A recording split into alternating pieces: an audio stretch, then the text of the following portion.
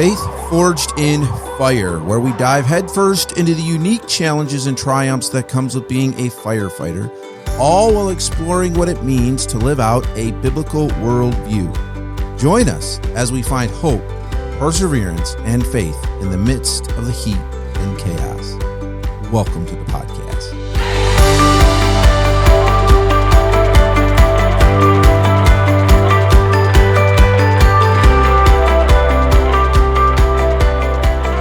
Welcome back. You guys start laughing right at the get-go. Welcome back to the Faith Forged in Fire podcast. Thanks for joining us for another fun episode. It's where we embrace the fires that forge our character. Oh, maybe. I'm telling you, I'm getting good at recording 5 episodes of this being stuck next to this guy. Is that part of embracing those fires? This is your idea. You're the one who's sitting in the fire. Oh, man. Okay. Well, we are having a fun night tonight. That's for we got back to after the holidays. It's the first time we got back together, and so we're just having a load of fun tonight. By the time they listen to this, they're going to be like the holidays. Yeah, exactly. Exactly. We're back from the holidays. I worked the Jerry Lewis telethon.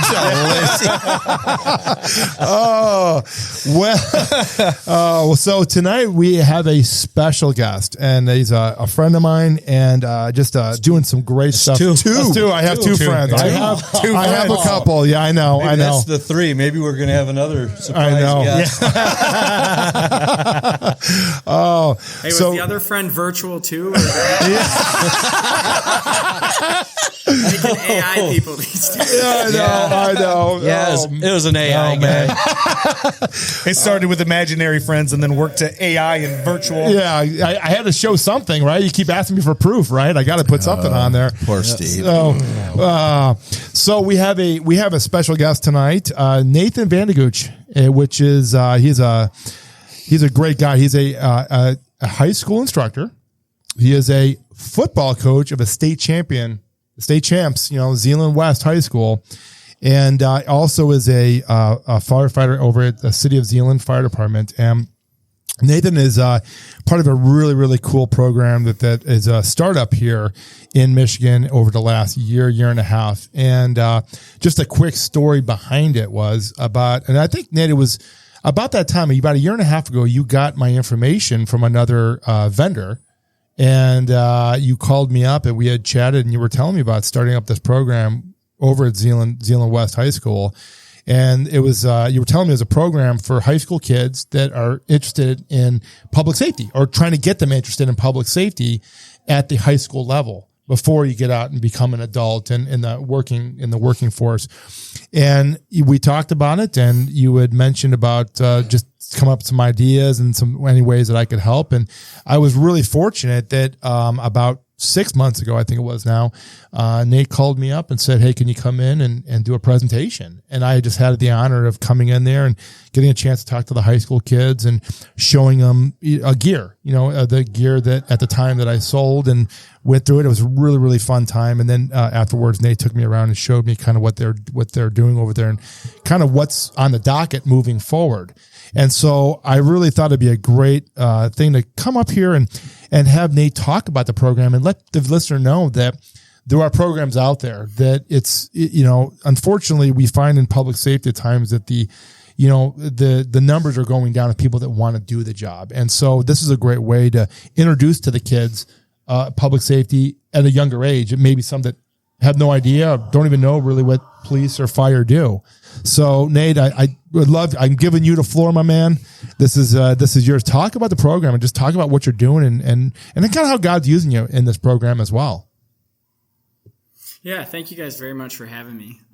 It's like you said, it's been, a year and a half since you and I first connected, and really the whole vision has been really 6 years in the making. And I think for me, that's one of those things that, like, if it was on my time, I move pretty quick. Sometimes my life feels like it's, 2 clicks and fast forward, and I'm here and I'm there. And, being between coaching and teaching and being a husband and being a dad, you just feel like you never have enough time. And this is something that really, God took his time with. And, I think at times in life we get impatient, right? And we want to move fast. And I think it was something that I really felt like, I laid the seeds really within a month of me joining the department. I joined the fire department late, probably another one of those things that is another thing in God's timing. I love the fire service since I was little.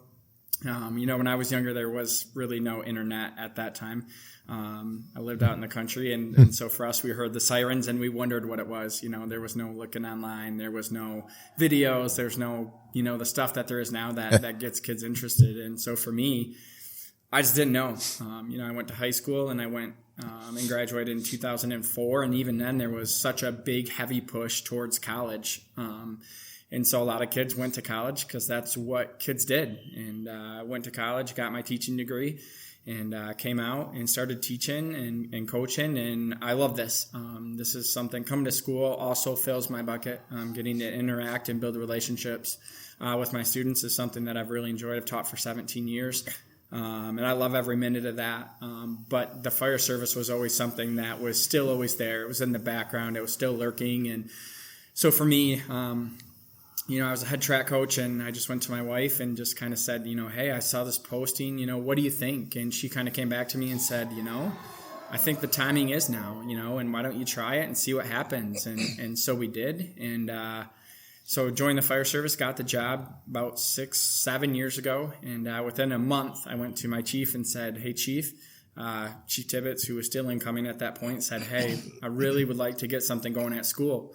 Went to our superintendent, who was incoming. She was new. She wasn't even our superintendent yet, and said the same thing and said, hey, I'd really like to get this. So it was one of those things where they were all on board. They were all supportive, but it was also like, not right now. The timing's not right now. And so just kind of continue to build connections and build relationships with people, not only in the fire service, but in the field of first responders, in the world of first responders. And I see now, looking back over the last 6 years, those relationships that I've built, those teachers that I had, how pivotal those were to our success now, and how that network that's been built meticulously, those random occurrences or occurrences that seem random end up being the driving force to get us to where we are today. And, going through it, I think that was the big thing for me. How do we build this thing from the ground up? Really something that's new. A lot of schools, a lot of counties in the state of Michigan have center-based programming, which we do in Ottawa County. We have a law enforcement program at the tech center. We have an EMT program. And next year there'll be a fire academy at the county level. But for us, we said, those programs are there and they're doing a really good job, but each school district only gets 2 or 3 kids into those programs. And we know that that's not meeting the needs. So what can we do differently to try and attract different students who might not have those? I think if we polled a lot of the students at the tech center, they'd be kids who are tied in with their relationships with a parent, a family member, a friend who is a first responder. And so for us, it was about trying to find a different group of students. So, go ahead. No, keep going.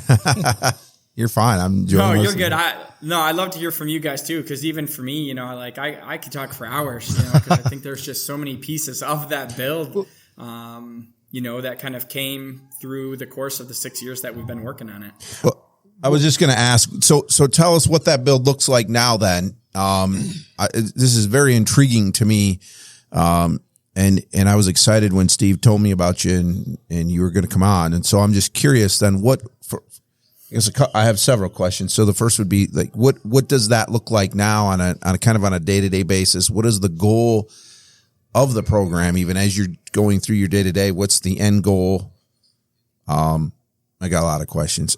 No, this is super, I'm super intrigued by this. So. Yeah, no, it's been great. And, over the course of 6 years, that vision changed too. When we originally started, our goal was a fire academy. Like I said, when we started, there wasn't one in the county.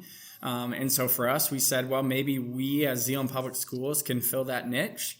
And so that was kind of the vision we started with. And as we continued to move through it, it didn't go that way. The tech center kind of said, we're thinking of the program and we weighed some of the pros and the cons of just going the fire route. And quite honestly, Chief Tibbetts came to me and said, have you thought about opening it to all of the areas in public safety, fire, law enforcement, EMS, and dispatching? And I kind of said at the time, like, yeah, thanks, but no thanks. That sounds good, but no, like me and my heart, like it's on the fire side. And it's where my experience was. And I'm a true believer that experience is the best teacher.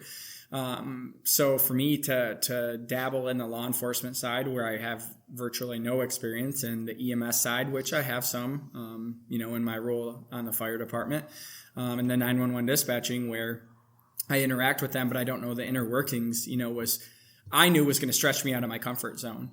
And so we kind of kept moving forward. And then eventually I kind of came back to it and said, I think you're right. I think that is a niche where we have an opportunity to bring a really big group of students in who has an interest in law enforcement or EMS or fire, and expose them to all of these areas in addition to dispatching. Wow.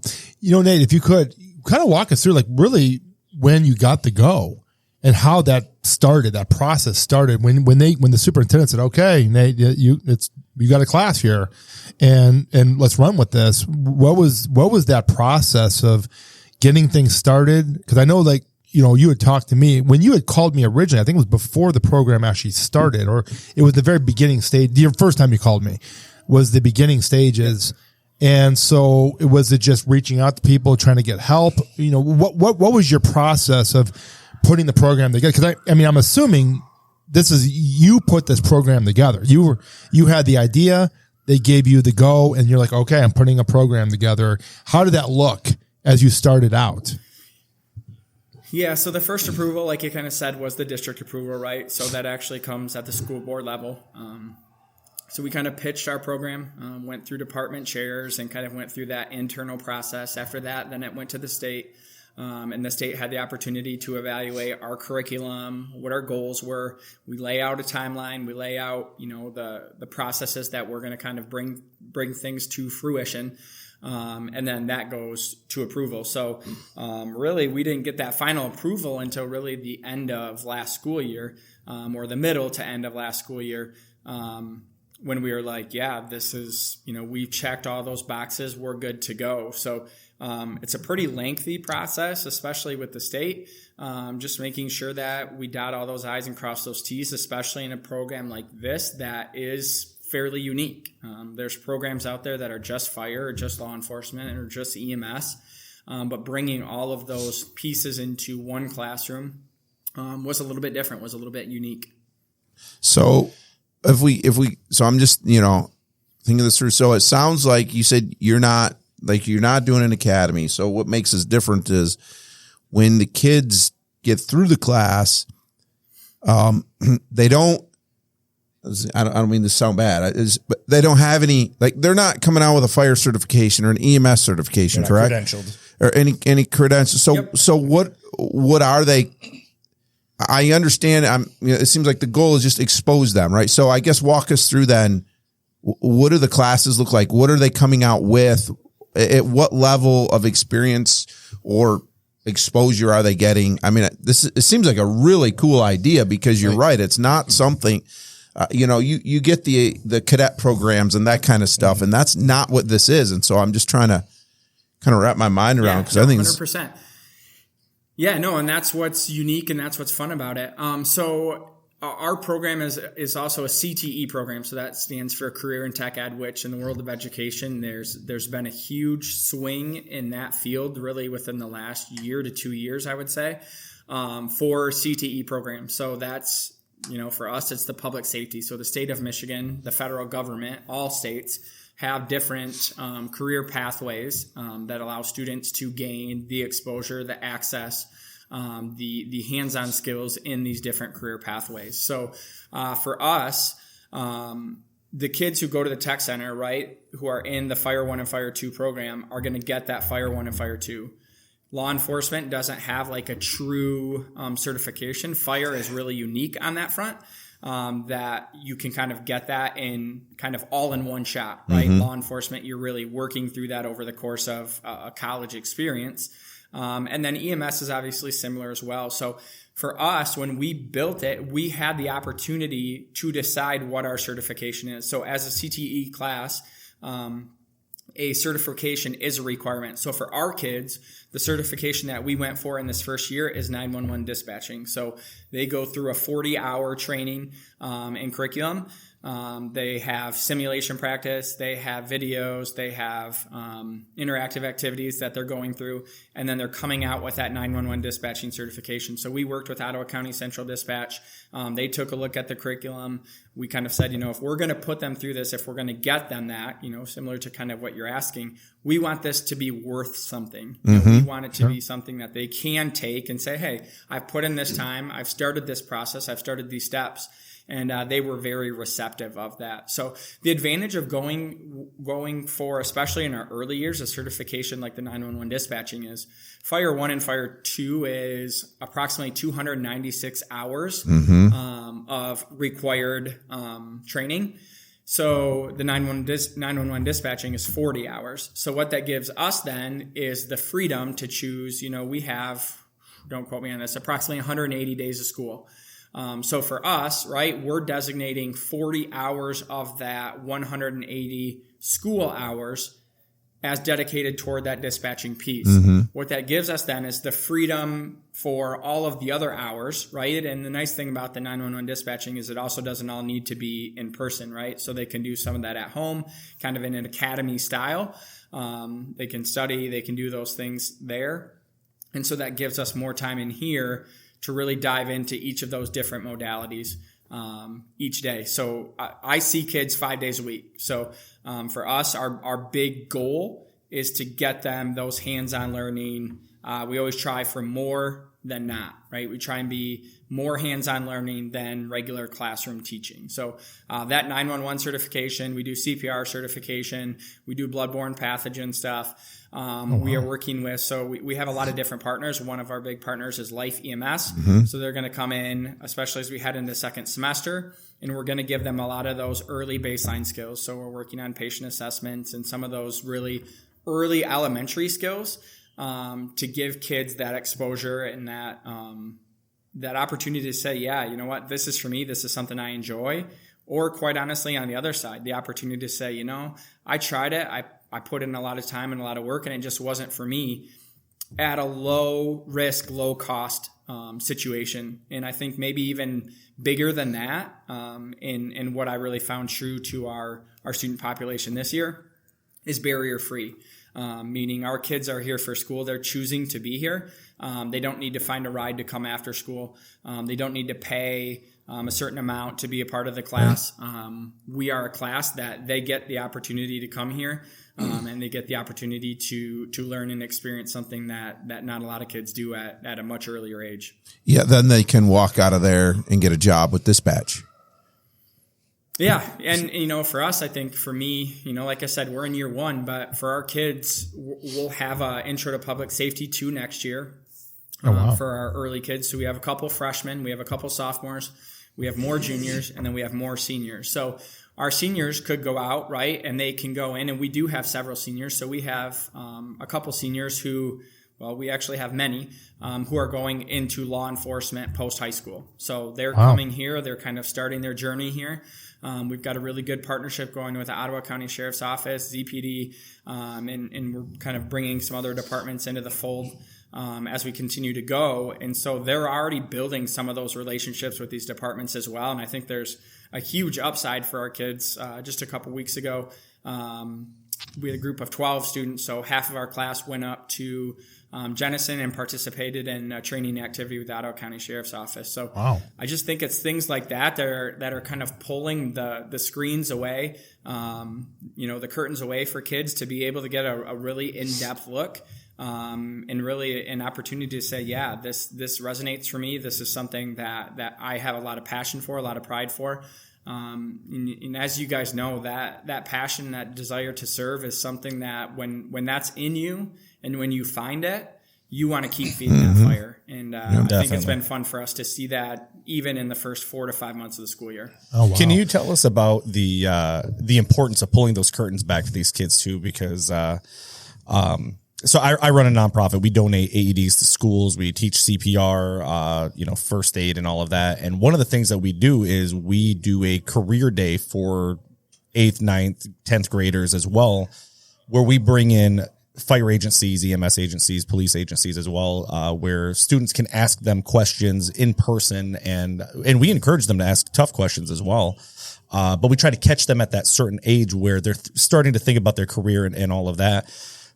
Tell us about that importance of kind of breaking those barriers down for them to get a good look at what that career actually looks like and how it can prepare them for a career in the public safety. Yeah, I think there's a lot there. I think the first thing that comes to my mind is we have a senior. Her parents are both in law enforcement. She's described it as, I've always kind of had a career in law enforcement on my heart. But what she said, in one of her interviews with one of the local news outlets was, this class gave me the opportunity for the first time to see if a career in law enforcement was something I wanted or something that I wanted because my parents did. Yeah. And so I think it's things like that where you're like, yeah, like 100%. And you're getting to do that now versus going and starting a criminal justice degree program. Yeah. Right. And she said very early on, like, yep, this is what I thought it was. This is where I'm going. And she's going to be going to Northern Michigan University and getting a degree and going into law enforcement. So that's very I think cool. it starts with things like that. But then I think it's so much more to that. It's like I said, you're exposing kids who don't know what it is, who don't know what it means, who have no tie-in, who have no aunt and uncle. And I think even expanding the scope, right? If you ask kids, why did you become a teacher?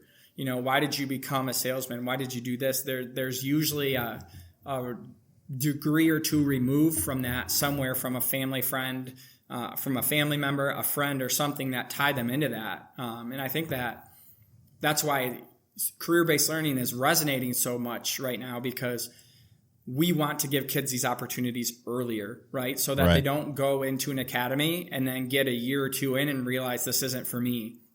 Or they get on a fire department, right? And they go through the training and they're working through the first year, which is a grueling year when you're going through the medical training, you're going through the fire training, and then you get halfway or 3/4 through, or you finish, and then you're like, this wasn't what I thought it was. Yeah. Right. Never had that happen. Yeah, I know, right? There's a few chiefs that would say thank you. Right? Yeah, exactly. So, Nathan, I got maybe a quick question for you.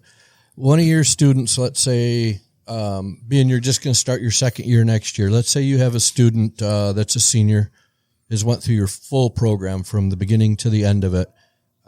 He moves into my township and he comes and knocks on my door and he wants a job on my station. What can I expect from your student? I mean, what kind of training does he have, or he or she have?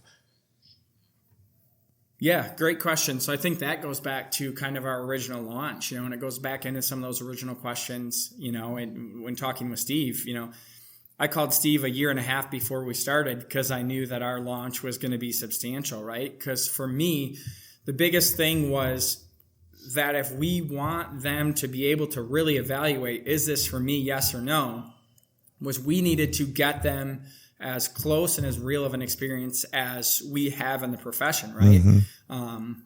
We can't legally throw them in a live burn and say, hey, what do you think? It's a quick way to learn. Keyword detention. Keyword being legally. Yeah. Yes. And, so for us, that was my drive, right? Is how do we accrue the equipment? How do we accrue the material, the knowledge, to give them that experience. So for us, our program has a fire truck. Our program has a police car. Our program has a public safety training building. Each kid has their own turnout gear, from head to toe. Everything that a firefighter would have, they've put on air packs. On the law enforcement side, each kid has their own duty belt. They have their own handcuffs. They have their own flashlights. They have their own blue guns. So we're getting them the opportunity to say, yes, this is what I want. No, this is not what I want. And more than anything, I hope when that kid comes to your door and tells you that he was a part of my class, I'm the first person that you call and you say, hey, so-and-so from your class is is applying for my fire department. is this somebody you'd recommend? You know, and I have the ability to say, I wholeheartedly think this student is going to be a great fit for your department. Here are some of their strengths. Here are what we saw. You know, any of the skills, you know, the experience, the learning opportunities, those things are all great, right? Those are all building blocks for them being a great firefighter in your department. But for me, that's not my goal, right? I know that you're going to do what you need to do to create a great firefighter.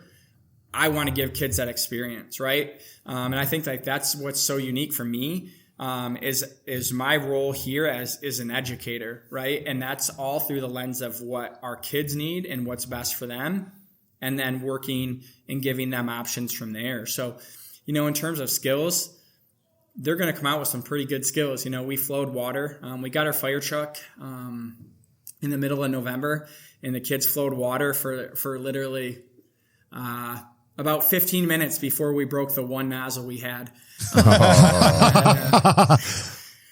Hey, it's okay. I didn't know the nozzle was broken. It was a donated nozzle. And I told the kids when we opened it the first time, I said, man, I didn't know this nozzle was broken. And I said, don't be the one who breaks it, or the fun for the day is over. And if you remember, here's the funny thing. You guys will appreciate this. This was the day before Thanksgiving break. It was cold out, right? So it's a 1,000-gallon tank on this thing. We use less than 300 gallons. I had to drive and empty this thing. I had to empty 700 gallons out of this tank. So I'm driving around corners. I'm sitting at stop sign. People are like pointing to me that water's coming down. I know. So it was a good learning experience for me too. Do not pump on the first day you get a truck just to give them the experience. That's awesome. When the weather gets warmer. That's awesome. And we did kind of joke about when PJ said there's a lot of chiefs that would thank you, but I do agree that program, even if the student came to my door and didn't have a whole lot of education, like you're saying, I could go to your station. I've been on 22 years at my station. I could come to Zeeland and work at your station, and I'm going to have to learn some stuff. It's going to be different from station to station. And one of the things when I took over is it used to be we'd hire a guy and we tried to get him right into the fire academy as fast as we could. And I think what I'm seeing is if I had one of your students come to me and say, hey, I've been through this class, I talked to you, and you go like, yeah, he's a hands-on person, you know, do it. Like you're saying, they at least had a year to dabble into the fire service. And then she finds out, no, I'd rather be a cop, or I'd rather be a dispatcher. I don't want anything to do with firefighting. In my case, we used to try to get them right into the academy right away. Actually, I was in the academy a week before I was hired, but I had fire background. So I try not to put students or new hires into the academy right away. I let them try to get a couple, 3-4 tough calls underneath their skin to let them see whether or not that's for them or not. And I think that's a great thing for your program, whether it's EMS, fire, dispatch, or whatever. I mean, I could never be a dispatcher. I think it would be very, very interesting. But if I went through your class and you jammed me into, even if it was a fake bad day where, you know, it's a typical Michigan storm and I've got 40 calls going on and an MCI or something, I might be going like, yeah, dispatch isn't for me. And that would be a great thing to know, like you're saying, before I sign up for an academy or I decide to go to college and I'm going to waste 2 years and figure out that, yeah, that's not it. Well, I think what's cool too, one of the things I was thinking through just as I was listening, Nate, to you saying, well, the one certification we can give them is dispatch. I think that's the coolest thing because for one thing, now they do have that opportunity to go get a job in dispatch. But the other side of that is all the other three, they're getting a taste of that to see if that's what they want. But all those other three, I can promise you, because I've been on the other end on the fire side, all those other three get really frustrated at dispatch, even if they do have 50 calls going on at once, just because we have an emergency. Like, you know, that's just our tendency, right? So for them to come out of that and come to fire or go to police or EMS, at least now they've had a taste of dispatch that none of us have had, and they can have a better understanding. But out of the four things that we're talking about, dispatch, fire, police, EMS, when it hits the fan and you're calling 911, at that point in your life, who is the very most important person? Well, I'll take you a step hands down. past that. Dispatch. When you're on the fire ground and things are going awry, who's the first person that you're calling? And it's dispatch, because you need other resources. Right. Generally, our frustration with dispatch is not merited frustration. It's because we have this thing and our blinders are on. Right. Our blinders are on. Right. We're looking at what's right in front of us rather than the big picture. I've said many times, I would never want to be on the other end of that call and not be able to help. Right. At least I know I can step off a truck and maybe I can't help. Maybe it's too late, but I can at least see that and I can walk through that. But when it comes to dispatch, Nathan, do you guys do like simulated dispatch at your school? Yeah, so we actually are working with a program that, like I said, we ran it through Ottawa County Central Dispatch that does actually some AI calling. So there's some of that simulated call, simulated emotion that allows students to interact with that. So we actually just started the dispatching portion right after Christmas break, so this week. So our students haven't gone through any of that, but again, for them, and I think that that's one of those things too for them that allows them to really come in and get a sense for like, can I handle these emotions from other people? Like it's one thing to handle myself. It's another thing to be able to process through other people's emotions. And, you know, I think going back to what you're saying too, I think that piece, that exposure piece, we can't emphasize that piece even enough, right? You know, and I've said to my kids from day one, like, these jobs aren't what you always think they are. You know, if you think you're going to go in and you're going to fight fire every week, you're wrong. The majority of your calls are going to be the less glorious lift assist, but also the more rewarding calls. They are, you know, and ironically enough, I had a lift assist the other day. There was a process involved. Maybe one of the most rewarding calls I've been on in quite a while. And I think having them understand that it's not about all that glory. And then there's also some really difficult stuff, you know, that I've said to them, we're not going to hide. We're not going to shy away from that stuff either, because that stuff is really real. You know, when you are seeing people who have passed away, when you are putting your effort and your energy into trying to save somebody and you don't, that's really hard. You know, I told them straight out. I can tell you, I remember the first time I saw somebody pass away, and my guys on our department asked me if I was fine, and I said, yep, I'm fine. And I went home and I went to bed that night, and I realized I wasn't as fine as I thought I was. And so to be able to talk through those things and hopefully setting them up, right? You guys know that world has changed, right? Yeah, You know, keep it in, don't tell anybody. So I think to be able to give them that opportunity early on is really important. And actually, our first speaker in class was Lou Hunt, and from Ottawa County Emergency Manager. And that was one of the things we talked about is we want to give them the opportunity to see a bird's eye view of public safety, not public safety in silos, right? We just don't want them to see just fire, just law enforcement. And so that's why what we do with our curriculum is everything overlaps. It's not like a unit on law enforcement, a unit on fire, a unit on EMS. Everything that we do is overlapping and building. So for us, we're starting with those really early fundamentals in law enforcement, really early fundamentals in fire and EMS, and then slowly building. And then the goal is at the end of the year to be able to hold full-scale scenarios where a group of students is the law enforcement branch, a group of students is the fire, we have a group of students who's the EMS, and a group of students who's the dispatching. And then we rotate throughout those depending on the day and what group they're assigned to. So, you know, I can't give them the real thing. You know, that's going to be the first day they're wearing a badge and they're representing an agency. But our goal is to give them as real of an opportunity that they can have to really evaluate, you know.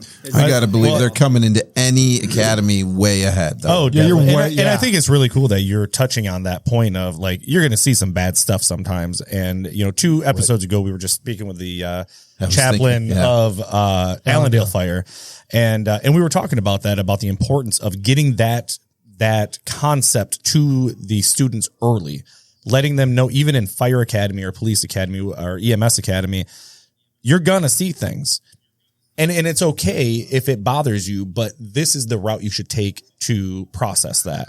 And I think what you're doing is great with exposing them to just that surface level of things are going to happen. It's okay. You know, this is how you handle that. Well, and that's experience, you know, getting the kid that exposure to say, are you prepared for this? Because, and we talked about, again, a few episodes as well. And what your program is doing too is letting those kids know right away, this isn't this glorious like what you see in the movies. It's you know, don't watch Backdraft and these cool movies that like they're going in there and saving families and running out of burning buildings and like Superman and flying. Well, and that's why when we do our career days, we encourage the students, ask those tough questions, because you're not gonna get a better answer than from somebody who is living it right now. So ask those tough questions that are, you know, pressing in your mind about their role and how it affects them. Because that can only serve to prepare you for the future. Yeah, absolutely. You know, Nate, one of the things I wanted to mention that was kind of cool, and I talked to you when I was there. You know, the one thing when I came and talked that I found very interesting that you wouldn't have seen, you know, 30, 40 years ago was the class actually was more females than there were males actually in the class, which was very surprising to me. See what an interest. You know, the fire service has changed so much that it's not just a man's job anymore. You know, it's both sides of the spectrum now, and it was really encouraging to watch. So for anybody that's listening, it's you know, encourage, you know, your daughters and stuff that this is for both sides of the spectrum now. So go ahead, Nathan. I'll be completely honest. When I got my class list, I looked at it and I went back down and I actually feel bad for doing this. I actually said to my counselor, like, is this right? Like, there's 16 girls here and there's 8 guys here. Yeah. And she was like, yeah. She's like, that is. And I was like, well, I'm surprised. I was like, there's one female on my whole department.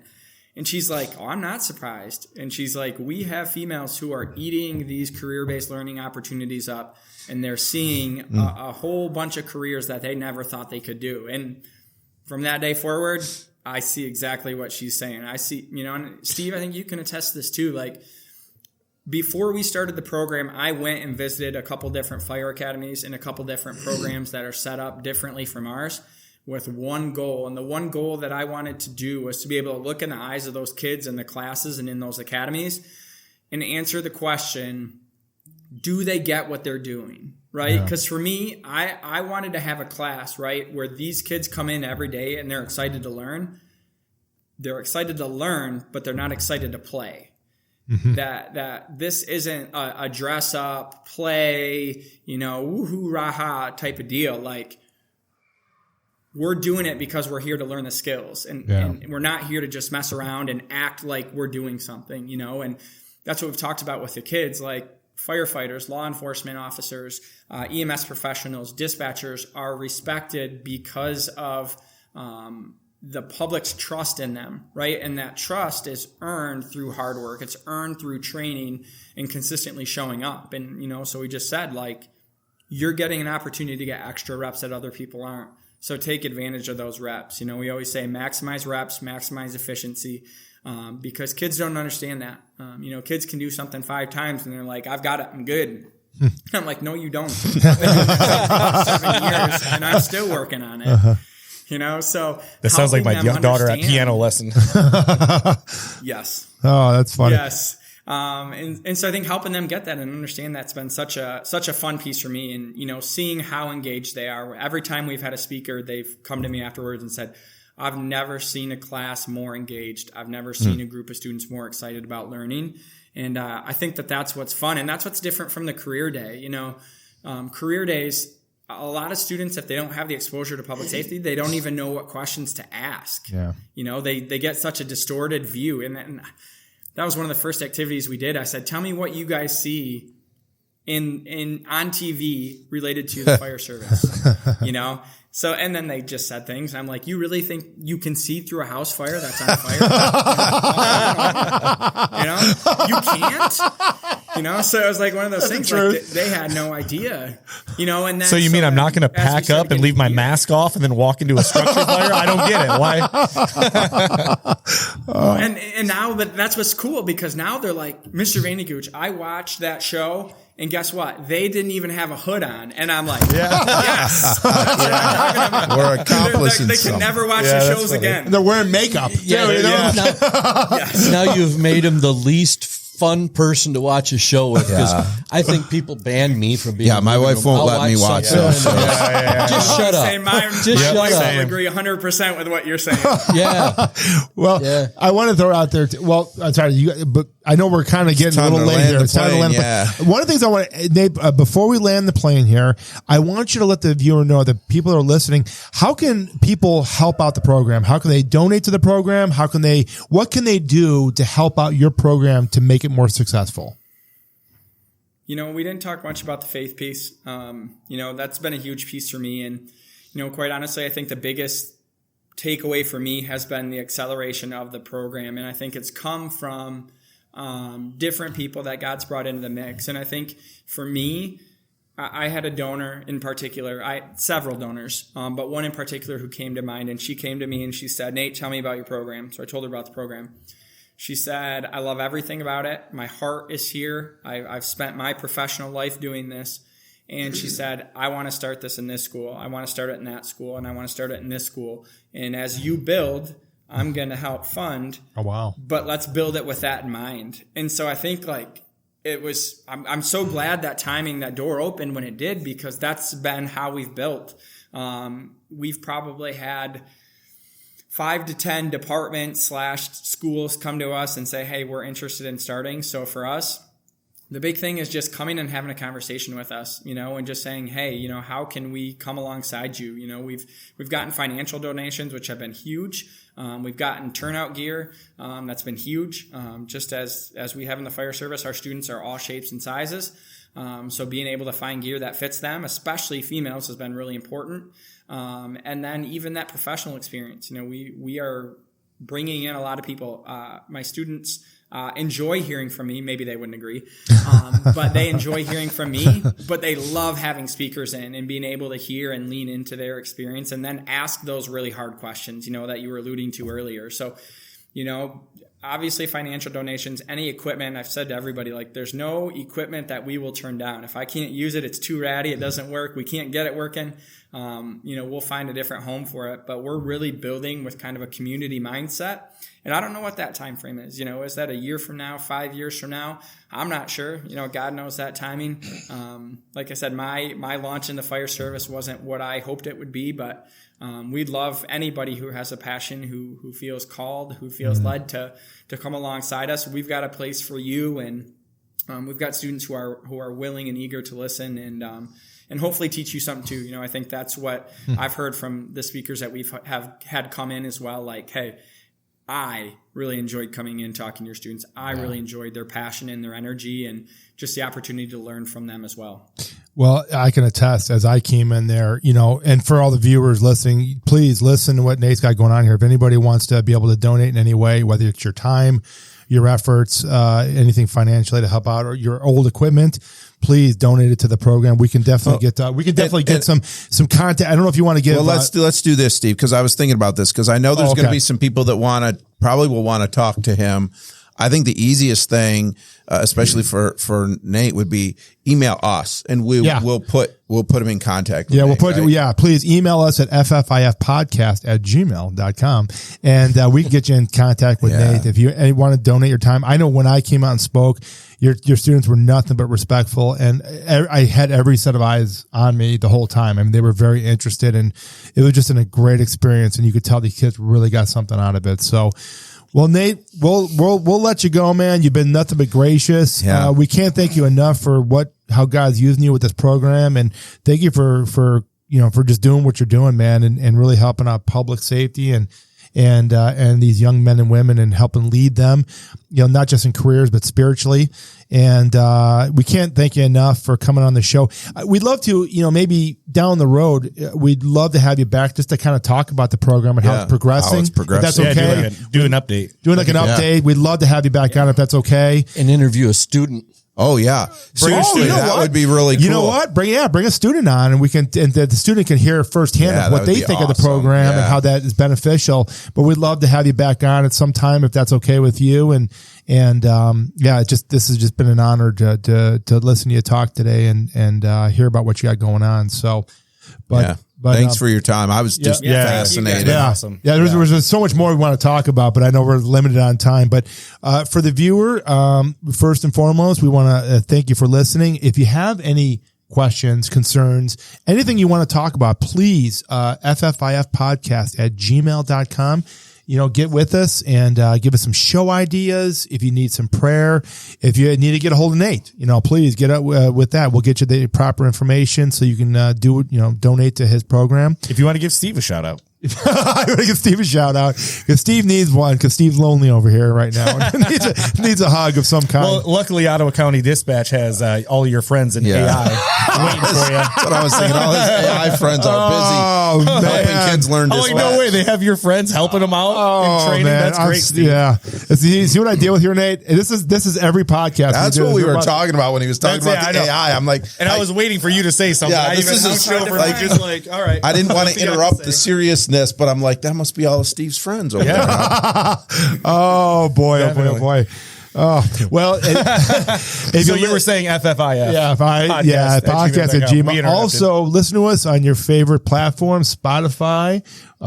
Anywhere really. But please like us, share the show, share the show. Let's get the word out there. And also maybe buy wonderful some coffee. Well, I was just going to go there. And to our awesome sponsor here, Jake. Run with it. Let's hear it. I want to hear you do a plug. redflannelcoffee.co. Is it redflannelcoffee.co. Coffeeco.com. I'm sorry. I'm so sorry. Nathan, last time we tell him to run with something.